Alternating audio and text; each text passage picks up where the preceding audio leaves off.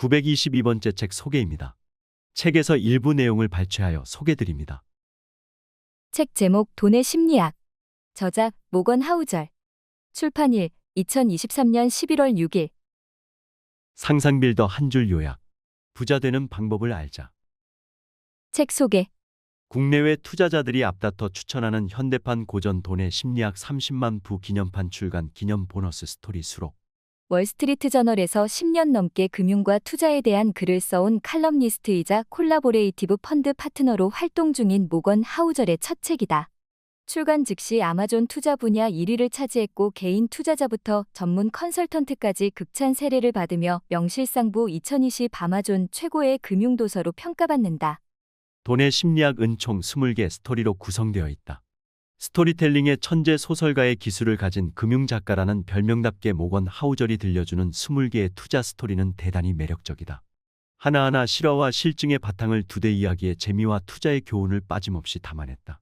제2차 세계대전 당시 독일의 탱크 부대 이야기, 마이크로소프트 창업에 관한 빌 게이츠의 고백, LA에서 주차 대행 아르바이트를 하던 시절 페라리에 얽힌 에피소드, 워런 버핏의 놀라운 수익률의 비밀까지 다양한 이야기를 흥미롭게 전개하여 읽는 이들을 단번에 사로잡는다. 또한 그 끝에는 하나같이 감탄을 부르는 탁월한 통찰을 담고 있다. 부에 관한 문제는 결국 학력, 지능, 노력과 직접적 관련이 없으며 돈에 관한 인간의 편향, 심리, 다시 말해 돈의 심리학과 밀접한 관련이 있음을 깨닫게 한다. 국내에서 30만 부 판매 돌파를 기념하여 출간하는 스페셜 에디션에는 모건 하우절이 새롭게 쓴 보너스 스토리가 수록된다. 책이 출간된 지 2년이 지난 시점에서 그가 새롭게 깨달은 부의 비밀에 대해 이야기한다. 세상이 아무리 바뀌어도 모건 하우절이 제시하는 돈의 심리학의 힘은 여전하다. 혹시 국내외 투자 전문가들이 이 책을 투자서의 현대판 고전으로 앞다퉈 추천하는 이유이다. 결국 학력, 지능, 노력과 직접적 관련이 없으며 돈에 관한 인간의 편향, 심리, 다시 말해 돈의 심리학과 밀접한 관련이 있음을 깨닫게 한다. 저자 소개. 저자 모건 하우절. 경영 칼럼니스트. 전 월스트리트 저널 기자. 현재 미국 최고의 경제 매거진이자 팟캐스트 모틀리풀 칼럼니스트로 활동하고 있다. 벤처캐피털사 콜라보레이티브 펀드의 파트너이기도 하다. 미국 비즈니스 편집자 및 작가 협회에서 수여하는 최우수 비즈니스상과 뉴욕타임스의 시드니상을 2차례 수상했다. 비즈니스와 금융 분야의 가장 뛰어난 기자에게 수여하는 제럴드 롭상 금융 저널리즘 부문 최종 후보에 2번 이름을 올리기도 했다. 지난 13년간 날카로운 통찰력과 유려한 글솜씨를 발휘하여 금융과 재정에 대한 다양한 글을 블로그와 트위터에 올렸고 이에 수많은 열성팬을 거느리고 있다. 가의 기술을 가진 금융작가 어려운 이야기를 동화처럼 들려주는 투자 멘토 등의 찬사를 받으며 돈과 투자에 대한 편향을 일깨우고 있다. 특히 2018년 그가 블로그에 올린 보고서 돈의 심리학은 100만 명이 넘는 사람들의 열띤 호응을 얻었다. 돈을 다룰 때 사람들에게 영향을 주는 잘못된 행동 원인, 편향, 결함 중 가장 중요한 20가지를 골라 정리한 그 보고서는 큰 반향을 일으켰고 이에 하우절은 관련 주제를 더욱 깊이 연구하고 확장시켜 한 권의 책으로 발전시켰다. 그렇게 탄생한 첫 책 돈의 심리학은 출간 전부터 월스트리트 저널의 찬사를 받으며 단번에 아마존 투자 분야 1위에 올라섰고 출간 후 수개월이 지난 지금도 투자 분야 상위권을 지키고 있다. 책에서 얻은 내용. 100억 원을 남긴 청소부 vs. 하루아침에 파산한 백만장자. 무엇이 두 사람의 운명을 갈랐는가? 국제뉴스 헤드라인을 장식한 흥미로운 이야기를 하나 소개한다. 리처드 퍼스코는 하버드 대학교를 졸업, MBA 학위를 딴 후 메릴린치 중역을 지냈다. 그는 40인 이하 40인의 성공한 비즈니스맨으로 꼽혔고 백만장자로 은퇴한 후 호화로운 생활을 즐긴다. 큰 빚을 내어 화장실이 11개, 엘리베이터와 수영장이 있는 대저택을 지은 그는 연일 수영장 파티를 열어 화제가 되었다. 그러다 2008년 금융위기가 터지자 퍼스코는 하루아침에 파산한다. 저택은 압류당했고 그는 무일푼이 되었다. 그로부터 몇 개월 뒤 또 하나의 뉴스가 탑을 장식한다. 로널드 리드.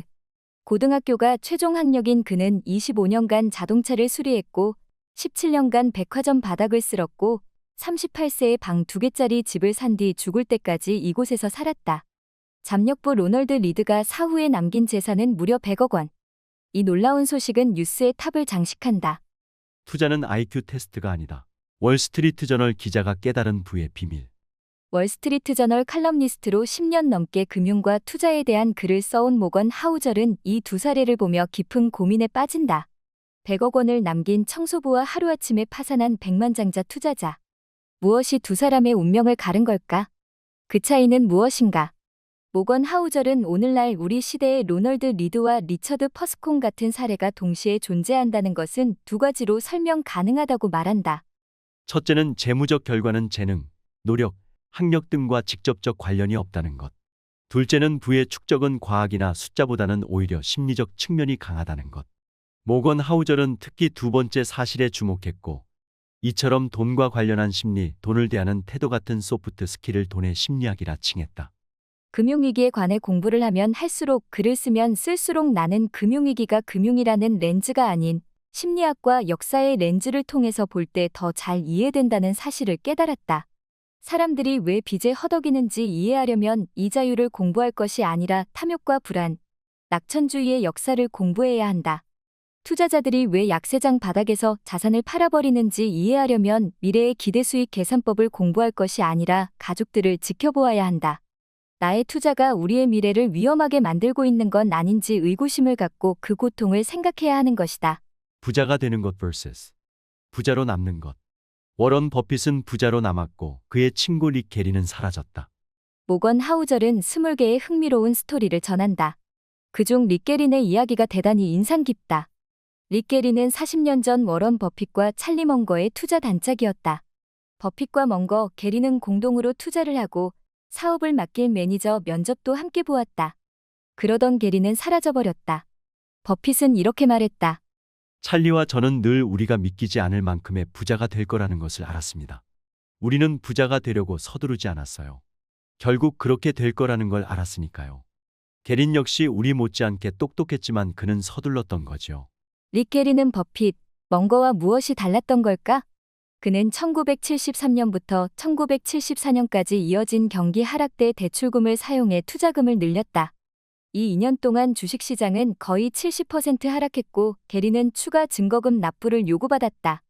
게리는 갖고 있던 버크셔 해서웨이 주식을 주당 $40도 안 되는 가격에 버핏에게 팔아야 했다.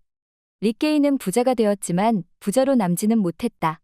멍거와 버핏, 게리는 부자가 되는데 똑같이 재주가 있었다. 그러나 버핏과 멍거는 부자로 남는 재주까지 갖고 있었다. 시간이 지났을 때 가장 중요한 재주는 바로 이것, 부자로 남는 것이다. 월가의 현자 나심 탈레브는 이에 관해 다음과 같이 말했다. 유리한 고지에 서는 것과 살아남는 것은 전혀 별개의 문제다. 전자는 후자를 필요로 한다. 파국은 피해야 한다. 무슨 일이 있더라도 묻지마 투자 열풍 속 누구도 말하지 않은 것. 부자가 되어야 하는 진짜 이유. 당신은 왜 돈을 버는가? 왜 부자가 되려 하는가? 우리는 왜 부자가 되어야 하는가? 모건 하우절은 투자에 뛰어들기에 앞서 이 질문에 대한 대답이 우선되어야 한다고 강조한다. 찰리 멍거는 이렇게 말했다. 나는 처음부터 부자가 되려고 했던 것은 아니다. 그저 독립성을 갖고 싶었다. 이것이 이 책에서 말하는 진짜 부의 의미다. 부를 통해 갖고자 한 건 페라리가 아니다. 큰 집이 아니다. 부 그 자체가 아니다. 원하는 대로 살아가는 힘이다. 이것이 진정한 부의 가치다. 그런데 사람들은 부자라고 하면 돈을 쓰는 것을 상상한다. 백만장자가 되고 싶다고 말할 때 $100만 쓰는 상상을 한다. 비싼 차를 몰고 비싼 시계를 차고 큰 집에 사는 데서 부의 의미를 찾는다. 하지만 그런 만족은 일시적이다. 결핍은 다시 찾아오고 반복된다. 모건 하우절은 돈의 심리학에서 부의 의미에 대해 대단히 신중하고 사려 깊은 의견을 제시한다. 원하는 것을 원하는 시간에 원하는 사람들과 원하는 만큼 할 수 있는 능력이다. 이것은 값으로 매길 수 없는 가치이며 그것이야말로 돈이 가져다주는 최고의 배당이다. 즉 찰리 멍거가 말한 원하는 대로 살아가는 힘인 것이다. 부는 눈에 보이지 않는다. 부는 구매하지 않은 좋은 차와 같은 것이다. 구매하지 않은 다이아몬드 같은 것이다. 차지 않은 시계, 포기한 옷이며 1등석 업그레이드를 거절하는 것이다. 부란 눈에 보이는 물건으로 바꾸지 않은 금전적 자산이다. 부의 가치는 소비에 있지 않다. 부는 자유에 관한 것이며 독립에 대한 것이다. 원하는 시간을 원하는 대로 쓸 수 있는 자유. 원치 않을 때 원치 않는 일을 하지 않아도 되는 자유. 원치 않는 사람과 어울리지 않아도 되는 자유이다. 우리가 돈을 벌고 부자가 되어야 하는 이유는 바로 여기에 있다. The rich versus the wealthy. 당신은 어떤 부자가 되고 싶은가? 돈의 심리학은 투자 노하우나 기술을 알려주지 않는다. 그런 것을 기대하는 독자라면 반드시 실망할 것이다. 이 책은 돈과 부가 무엇을 위한 것인지를 생각하게 만든다. 20개의 스토리를 통해 어떤 관점과 태도로 부를 추구할 것인지에 대해 끊임없이 질문을 던진다. 당신은 어떤 부자가 되고 싶은가?